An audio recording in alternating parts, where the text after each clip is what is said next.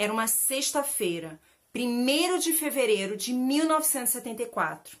Às 8h45 da manhã, no 12º andar, um curto-circuito no aparelho de ar-condicionado deu início a um incêndio que levou embora a vida de 178 pessoas.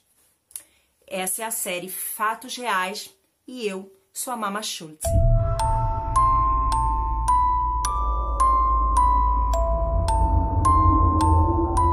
Se inscrevam no canal, já deixa seu like, ativa o sininho para poder receber todas as notificações de vídeos novos e me siga nas redes sociais que estão aqui embaixo e também na descrição do vídeo. O edifício Joelma, atual edifício Praça da Bandeira, fica localizado no centro de São Paulo, bem próximo ao Vale do Anhangabaú. 1º de fevereiro de 74, há quase 46 anos atrás, um incêndio que foi considerado até hoje o 3º maior incêndio do Brasil levou embora a vida de 178 pessoas e deixou mais de 300 feridos. Foi uma cena horrível, gente. Lembrando, gente, que mais ou menos 2 anos antes, em 1972, o edifício Andraus, que fica bem perto do edifício Joelma, também no centro de São Paulo, também teve um incêndio horrível que morreram 16 pessoas. Só não foi pior porque o Andraus, diferente do Joelma, tinha um local no alto do prédio onde as pessoas conseguiram ser resgatadas de helicóptero. O Joelma não tinha. Então a tragédia foi bem pior. O Joelma, gente, era todo errado. Ele faltava equipamentos de emergência, ele não tinha saída de emergência, ele não tinha uma brigada de incêndio. E para piorar tudo isso, ele tinha uma grande concentração de objetos altamente inflamáveis. As divisórias dos escritórios eram tudo de materiais super inflamáveis, o que fez com que o fogo se alastrasse ainda com mais ferocidade. Às 9 horas da manhã, o incêndio já tinha tomado conta praticamente de todo o miolo do prédio. As chamas já chamavam atenção, os curiosos começaram a se aglomerar ali em volta do prédio. Uma cena de horror, gente. Muitas pessoas conseguiram fugir, por incrível que pareça, pelos elevadores. Porém, uma certa hora, os elevadores... deu pane no sistema de elétrico do prédio, os elevadores pararam de funcionar e muitas pessoas que estavam dentro dos elevadores acabaram morrendo. As escadas para as pessoas fugirem eram super estreitas, a fumaça começou a tomar conta muito rápido, então muita gente, as que não morreram queimados, acabaram morrendo por asfixia daquela fumaça altamente tóxica. Sem falar, gente, que o interior do edifício chegou a aproximadamente 700 graus Celsius. Gente, essa temperatura o corpo humano praticamente derrete. Muito horrível. Só de ficar pensando aqui, contando pra vocês, esse é um caso que, conforme eu tava pesquisando, eu achei um caso muito pesado, assim, muito triste de contar. Imagina o desespero das pessoas e eu até depois dei uma risada, rezei um pouquinho, porque foi um caso pesado de você pesquisar. Todos os carros-pipa da prefeitura estavam lá para poder ajudar a apagar o incêndio, as ambulâncias da rede municipal, tudo lá. Uma confusão, a cidade parou, gente. São Paulo, que já é uma cidade caótica de trânsito, naquela época não tanto como hoje, mas a cidade praticamente ficou parada. Foi o 3º pior incêndio da história do Brasil, gente. Naquela época, acredito que o 2º, porque não tinha acontecido da Boate Kiss ainda. As pessoas no desespero, num ato meio de desespero, saltavam do prédio. Gente, horrível. Eu li uma história, conforme eu estava pesquisando, que um bombeiro, as escadas Magiros, elas chegavam a 45 metros. Então, elas conseguiam chegar no 16º andar. E, obviamente, que as pessoas que estavam nos andares de cima não conseguiam ser resgatadas. E um bombeiro conseguiu subir na escada, estava descendo com uma moça que estava desmaiada e 2 pessoas se jogaram. A gente não sabe, né, se jogaram ou caíram, porque muitas pessoas acabavam caindo por causa da fumaça ou porque desmaiavam, por causa de conta do pânico mesmo. E essas 2 pessoas, elas se chocaram enquanto caíam, elas caíram meio que juntas, bateram na escada Magiros. A menina que estava desmaiada acabou caindo e o bombeiro só sobreviveu porque o pé dele ficou preso na escada, porque senão ele tinha caído também. Bom, esse incêndio ele levou mais ou menos 10 horas para ser apagado mais ou menos controlado, porque o meio do mesmo no dia seguinte, ainda estava meio que em chama não, tava muito quente ainda, como se fosse uma brasa. Sabe quando a gente apaga a churrasqueira e fica às vezes um tempão? Gente, eu sei que eu tô dando um exemplo bem ridículo, mas é pra vocês conseguirem entender.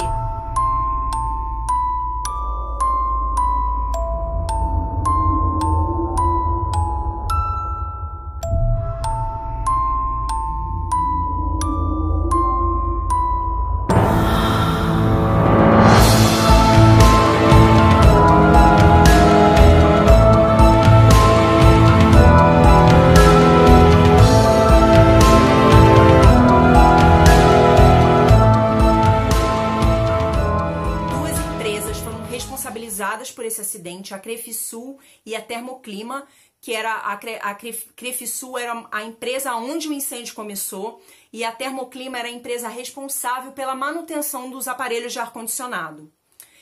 Nessas empresas, 5 pessoas foram responsabilizadas. O gerente da Crefisul, mais um eletricista que era responsável pela manutenção, o proprietário da Termoclima, mais 2 eletricistas da Termoclima. O edifício ficou fechado durante 4 anos, ele passou por uma reforma, logicamente mudou o nome, porque edifício Joelma estava muito carregado, eu acho, de até uma certa negatividade, uma coisa ruim, uma coisa muito pesada. Ele mudou para o edifício Praça da Bandeira, porque ele fica ali num lugar chamado Praça da Bandeira.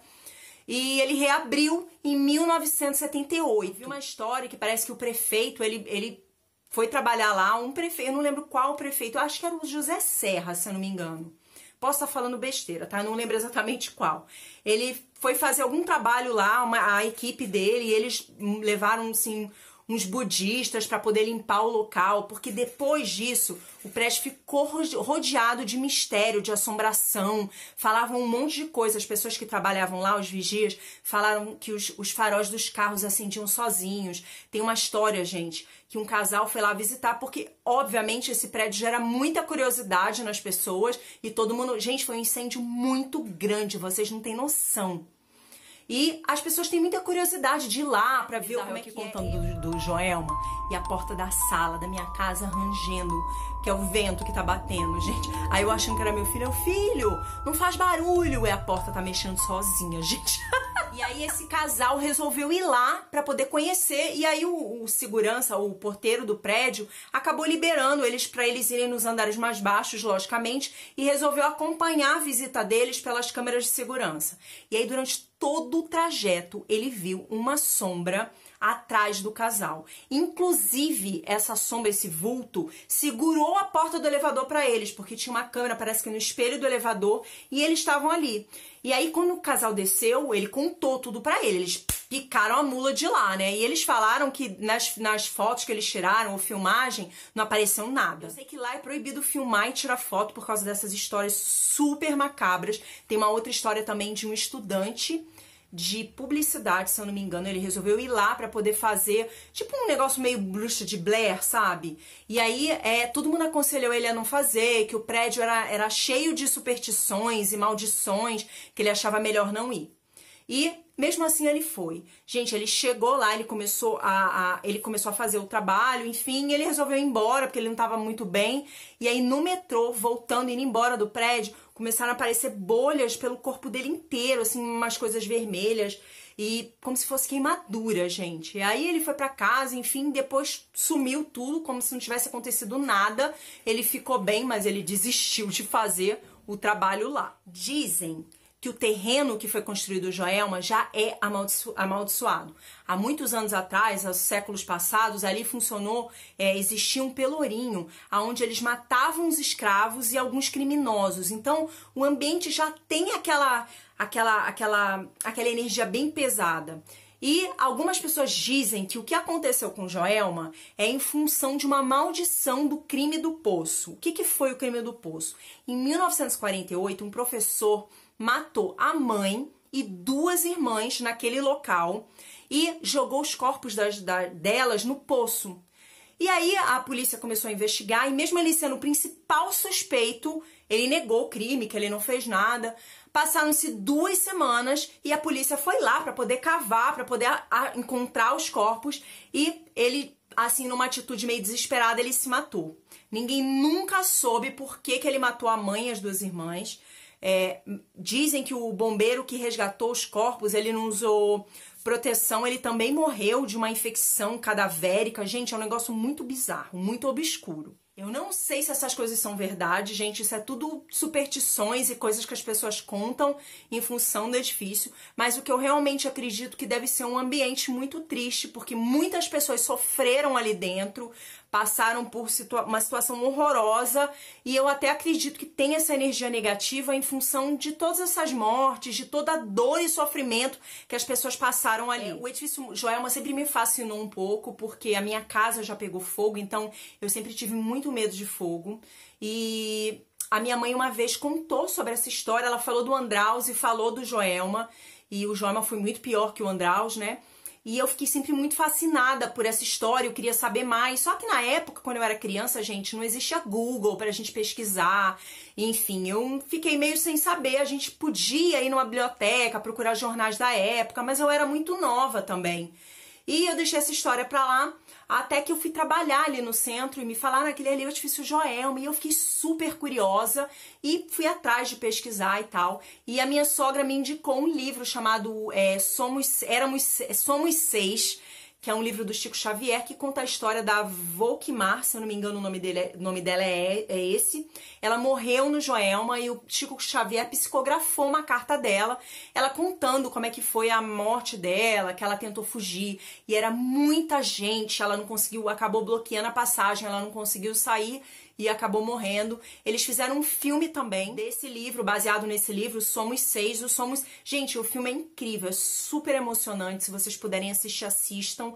Procurem, ele não é um filme muito comum da gente ver por aí, mas se vocês procurarem, vocês acham. E é legal, eles contam um pouquinho a história do Joelma, como foi, o que aconteceu, é legal assistir. Um outro mistério envolvendo o edifício Joelma também é o mistério das 13 almas. Encontraram 13 corpos no elevador, e lembra que eu falei que chegou a 700 graus Celsius? Os corpos não davam para ser identificados, gente, não tinha nada que desse para identificar quem era.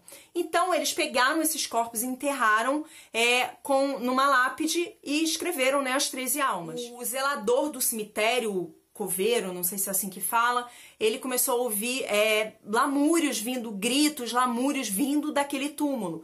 E aí ele teve a ideia, como ele sabia que ali eram pessoas que tinham morrido no incêndio, ele resolveu jogar água no túmulo.